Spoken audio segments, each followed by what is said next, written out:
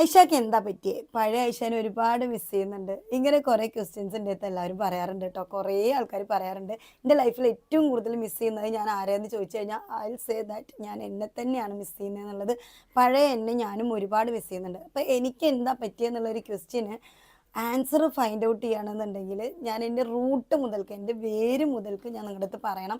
ഈ ഒരു വീഡിയോ ഒന്നും പറ്റില്ല. ഇതുപോലത്തെ ഒരു 1000 വീഡിയോ ഞാൻ ചെയ്താലും മേ ബി എത്തുണ്ടാവില്ല കേട്ടോ. അപ്പം ഞാൻ ഷോർട്ടാക്കിയിട്ട് പറയാം. കുറേ ആൾക്കാർക്കൊക്കെ അറിയാവുന്ന സ്റ്റോറി തന്നെ ആയിരിക്കും. പക്ഷെ നിങ്ങൾക്ക് കുറേ ആൾക്കാർക്ക് അറിയില്ല. കാരണം ഞാനിങ്ങനെ വീഡിയോയിൽ വന്നിട്ട് ഒരു മൈ സ്റ്റോറി എന്നുള്ള രീതിക്കൊന്നും പറഞ്ഞിട്ടില്ല. ഇത് ഞാനൊരു മൈ സ്റ്റോറി എന്നുള്ള രീതിക്ക് എല്ലാം പാടെ കുത്തിക്കയറ്റാനൊന്നും ഉദ്ദേശിക്കുന്നില്ല. എക്സാക്റ്റ് പ്രോബ്ലം എന്താ പറ്റിയത്, എന്താണ് എൻ്റെ ലൈഫിൽ ഉണ്ടായത്, ഞാൻ എങ്ങനെയാണ് അതിനെ ഓവർകം ചെയ്യാനായിട്ട് ശ്രമിക്കുന്നത്, അത്രയാണ്. ഓവർകം ചെയ്തോന്ന് ചോദിച്ചു കഴിഞ്ഞാൽ സ്റ്റിൽ ഞാൻ ഓവർകം ചെയ്തിട്ടില്ല.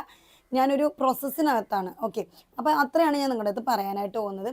അപ്പം ഞാൻ ആദ്യം എൻ്റെ ഒരു ബിഗിനിങ് സ്റ്റേജ് മുതൽക്ക് വേണമെങ്കിൽ പറയാം.